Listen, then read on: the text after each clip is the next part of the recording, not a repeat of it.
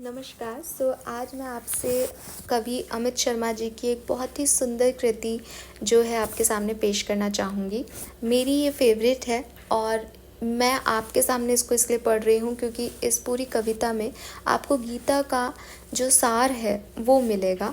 जो भी सवाल हम गीता की किताब को खोल के ढूंढते हैं, इस पोएम के थ्रू, इस कविता के थ्रू, मानो आपको अमित जी सारे ही सवालों के जवाब दे देते हैं 10 मिनट के अंदर। मैं ये कविता आपके सामने पढ़ना चाहूँगी। अगर आपको ये अच्छी लगे तो प्लीज़ इसे लाइक और सब्सक्राइब ज़रूर करें। तो लेट्स सी कि क्या लिखा है अमित जी ने। सबसे पहले यहाँ पे मैं आपको बीच बीच में बताती रहूँगी कि किस बारे में बात हो रही है। तो आप सब जो है वो महाभारत को जानते हैं। महाभारत के टाइम में अर्जुन और श्री कृष्ण एक ही रथ पे सवार थे और जो मैं कविता का पार्ट है वो मैं वहाँ से शुरू करना चाहूँगी जहाँ पे श्री कृष्ण ने शंखनाद किया और युद्ध बस शुरू होने ही वाला था और श्री कृष्ण ने अपना रथ जो है वो बिल्कुल बीचों बीच जो है वो जाके रोक दिया। उस पर्टिकुलर टाइम पे अर्जुन की क्या मनोदशा थी और अर्जुन जैसे ही आप और मैं, हम कई बार ज़िंदगी की ऐसी दुविधा में पड़ते हैं जब हमें समझ नहीं आता कि सही क्या है और गलत क्या है। तो ये जो अर्जुन और कृष्ण का संवाद है, इसमें आपको काफ़ी कुछ पता चलेगा कि ज़िंदगी का धर्म और अधर्म कैसे तय होता है। तो सुनिएगा। बोले पार्थ सुनो कान्हा, बोले पार्थ सुनो कान्हा, जितने ये सम्मुख खड़े हुए हैं, हम तो इनसे सीख सीख कर सारे भाई बड़े हुए हैं। बोले पार्थ सुनो कान्हा, जितने ये सम्मुख खड़े हुए हैं, हम तो इनसे सीख सीख कर सारे भाई बड़े हुए हैं। इधर खड़े बाबा भीष्म ने मुझको गोद में खिलाया है, गुरु द्रोण ने धनुष बाण का सारा ज्ञान बताया है। सभी भाई पर प्यार लुटाया कुंती मात हमारी ने, कमी कोई नहीं छोड़ी थी प्रभु माता गांधारी ने। ये जितने गुरुजन खड़े हुए हैं सभी पूजने लायक हैं, माना दुर्योधन और दुशासन थोड़े से नालायक हैं। मैं अपराध दुशासन का क्षमा करता हूँ, बेशक हम ही छोटे हैं, ये जैसे भी हैं आखिर माधव सब ताऊ के बेटे हैं। छोटे से भूभाग की खातिर हिंसक नहीं बनूंगा मैं, छोटे से भूभाग की खातिर हिंसक नहीं बनूंगा मैं। स्वर्ण ताक कर अपने कुल का विध्वंसक नहीं बनूंगा मैं। खून सने हाथों को होता राजभोग अधिकार नहीं, परिवार मारकर गद्दी मिले तो सिंहासन स्वीकार नहीं। रथ पर बैठ गया अर्जुन, मुंह माधव से मोड़ दिया, आंखों में आंसू भरकर गांडीव हाथ से छोड़ दिया। गांडीव हाथ से जब छूटा माधव भी कुछ अकुलाए थे, गांडीव हाथ से जब छूटा माधव भी कुछ अकुलाए थे। शिष्य पार्थ पर गर्व हुआ और मन ही मन हर्षाए थे। मन में सोच लिया अर्जुन की बुद्धि ना सटने दूंगा, समर भूमि में पार्थ को कमज़ोर नहीं पड़ने दूंगा। धर्म बचाने की खातिर एक नव अभियान शुरू हुआ, उसके बाद जगत गुरु का गीता ज्ञान शुरू हुआ। तो आप सुनिएगा कि कैसे श्री कृष्ण ने अर्जुन को धर्म अधर्म का मतलब समझाया और धर्म का रास्ता दिखाया। ढंग से सुनिएगा। एक नज़र में रणभूमि के कण कण डोल गए माधव, एक नज़र में रणभूमि के कण कण डोल गए माधव। टकी टकी बांध कर देखा अर्जुन, एकदम बोल गए माधव। टकी टकी बांध कर देखा अर्जुन, एकदम बोल गए माधव।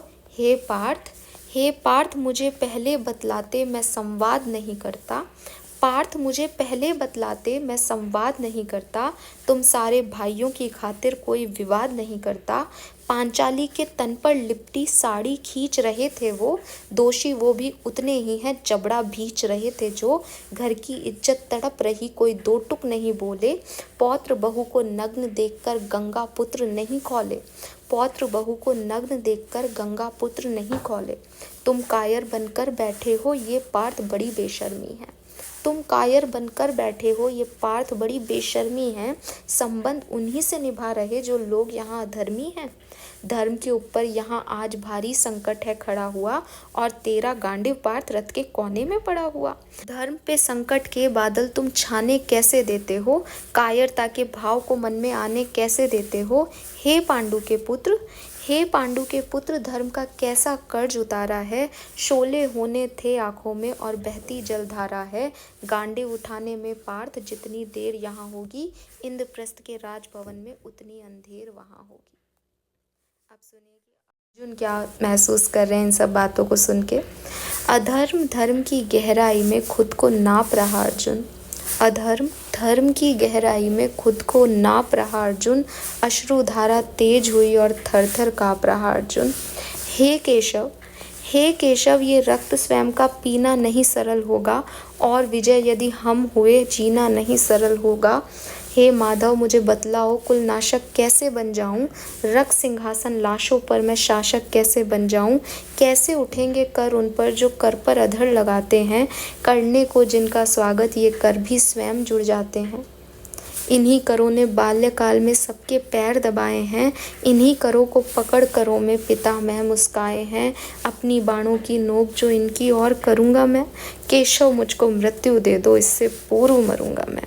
केशव मुझको मृत्यु दे दो, इससे पूर्व मरूँगा मैं। अधर्म और धर्म के बीच में अक्सर लोग फंस जाते हैं कि क्या सही है क्या गलत। तो सुनिए कि क्या कहा आगे, क्या बातचीत हुई। अर्जुन कहते हैं कि बाद युद्ध के मुझे ना कुछ भी पास दिखाई देता है, बाद युद्ध के मुझे ना कुछ भी पास दिखाई देता है, माधव इस रणभूमि में बस नाश दिखाई देता है। बात बहुत भावुक थी किंतु जगत गुरु मुस्काते थे। कृष्ण भगवान की आदत थी कि वो हर बात पे एक बहुत प्यारी सी स्माइल दे देते थे। तो बात बहुत भावुक थी लेकिन जगत गुरु मुस्काते थे और ज्ञान की गंगा निरंतर चक्रधारी बरसाते थे।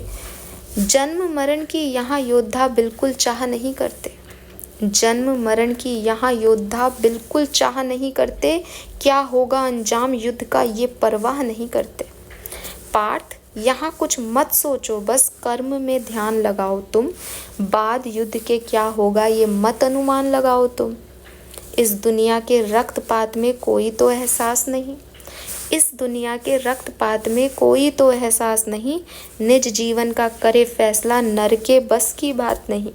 तुम ना जीवन देने वाले नहीं मारने वाले हो, ना जीत तुम्हारे हाथों में तुम नहीं हारने वाले हो। ये जीवन दीपक की भांति यूं ही चलता रहता है और पवन वेग से बुझ जाता है वरना जलता रहता है।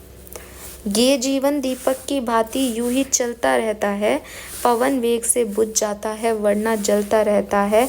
मानव वश में शेष नहीं कुछ फिर भी मानव डरता है, मानव वश में शेष नहीं कुछ फिर भी मानव डरता है।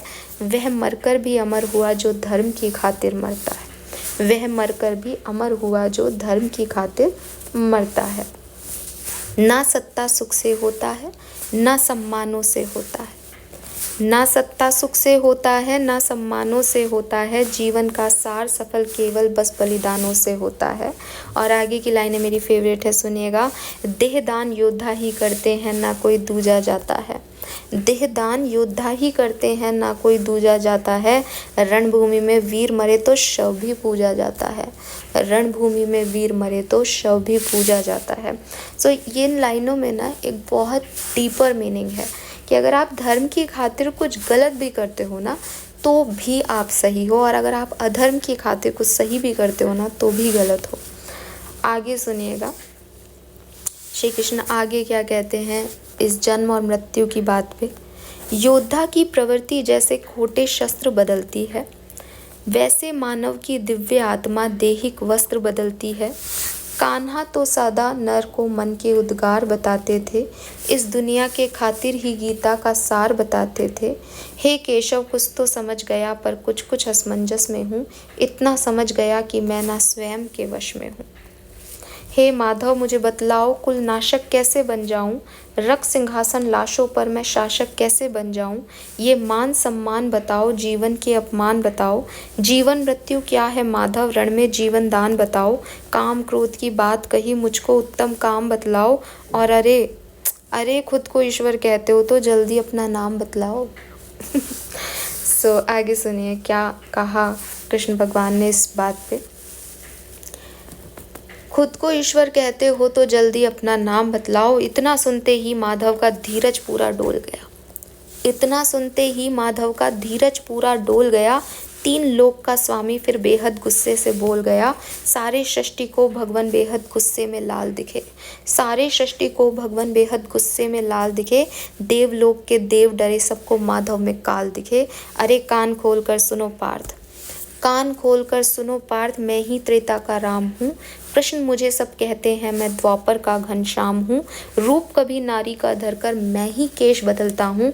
धर्म बचाने की खातिर मैं अनगणित वेश बदलता हूँ। विष्णु जी का दशम रूप मैं परशुराम मतवाला हूँ। नाग कालिया के फन पे मैं मर्दन करने वाला हूँ। बाकासुर और महिषासुर को मैंने जिंदा गाड़ दिया।